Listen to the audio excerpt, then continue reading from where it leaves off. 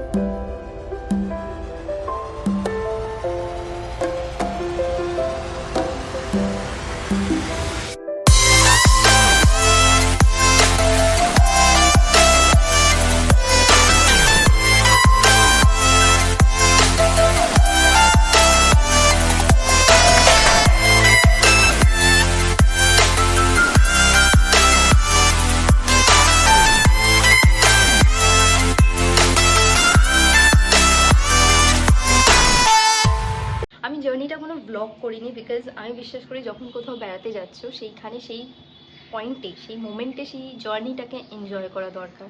যেটুকু সম্ভব সেটুকু ভিডিও রেকর্ড করো, but company of the people that you are travelling with matters a lot. তো ভালো সময় কাটাতে গেছো, ভালো সময় কাটাও, ভালোভাবে ঘোরো, এনজয় করো, যেটুকু সম্ভব রেকর্ড করো, এবং তারপর সমস্ত কিছু একসঙ্গে মিলিয়ে তোমাদের সবার সঙ্গে শেয়ার করো। এটাই আমার basically travel agenda, travel mode. তাই এবার এখানে একটা ছোট এক্সপিরিয়েন্স শেয়ার করি তোমাদের সবার সঙ্গে, যেটা আমার সাথে হয়েছিল। আমরা Chandni Chowk metro station ticket কাটবার পর উপর থেকে তাড়াতাড়ি আসছিলাম, যাতে ফার্স্ট মেট্রোটাই ধরতে পারি, তাড়াতাড়ি জোরবাগ যেতে পারি। ও মা, যেই নামলাম মেট্রো স্টেশন, দেখলাম একটা মেট্রো দাঁড়িয়ে আছে। আমি আর আমার বন্ধু, আমরা দুজনেই ট্রিপটা করেছিলাম। আমার বন্ধুটি মেট্রোতে উঠে গেলেন, আমি উঠতে যাব, সেই সময় মেট্রোর দরজা বন্ধ। চিন্তা করো, এর আগে কিন্তু আমি কোনোদিন দিল্লি মেট্রোতে উঠিনি, আমার অভিজ্ঞতাও নেই কোনটা ব্লু লাইন কোনটা ইয়েলো লাইন, এর পরের মেট্রোটা কোথায় যাবে কী যাবে, আমার জিরো ক্লু। আমার বন্ধুর মেট্রোর মধ্যে, যেখানে কোনো ফোন লাগছিল না সেই পয়েন্ট অফ টাইমে, প্রথম দিকটায় সত্যিই ভয় পেয়ে গেছিলাম যে এবার কি করব, এবার কি করব। তো এই মানে ট্রিপ শুরু হওয়ার আগেই আলাদা হয়ে গেলাম, এলাম দুজন, কি হবে কি হবে।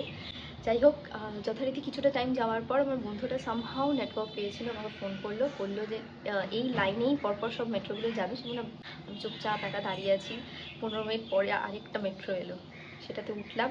উঠেই আমি সবার আগে যেটা করলাম সেটা হচ্ছে, দেখুন মেট্রোর উপরে সব পরপর স্টেশনসগুলো লেখা থাকে, সেটা ছবি ক্লিক করেছি, যে ছবিটা ক্লিক করেছি এবং ভিডিওতে এবার অ্যাটাচ করে দেবো সেটা, যাতে ঠিক আছে আমাকে এতগুলো স্টেশন ক্রস করতে হবে। এবং জোরবাগ এলো, জোরবাগ নামলাম, নেমেই দেখলাম একদম মানে আমি যেখান থেকে নামলাম সামনে আমার বন্ধুটি দাঁড়িয়ে আছে। তো ব্যাস, দুজনে আবার রওনা দিলাম আমাদের ঘোরার জন্য। আশা করি তোমাদের সবার ভালো লাগবে।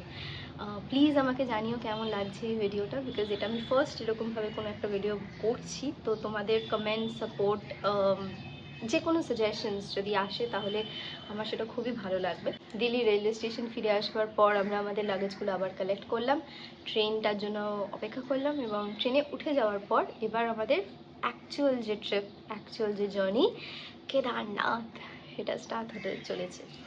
তো এটাই ছিল আজকের মতো ভিডিও। তোমরা দেখো, জানিও কীরকম লাগছে, এবং প্লিজ আগের ভিডিওগুলো দেখতে থেকো, বিকজ এবার এক্সাইটিং পার্টগুলো স্টার্ট হচ্ছে, যেখানে তোমাদের সাথে অনেক অনেক আরও অভিজ্ঞতা অ্যান্ড এক্সপিরিয়েন্সেস শেয়ার করতে পারবো।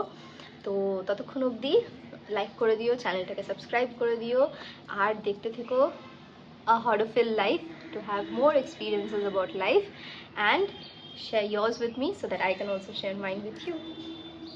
Chalo, tada!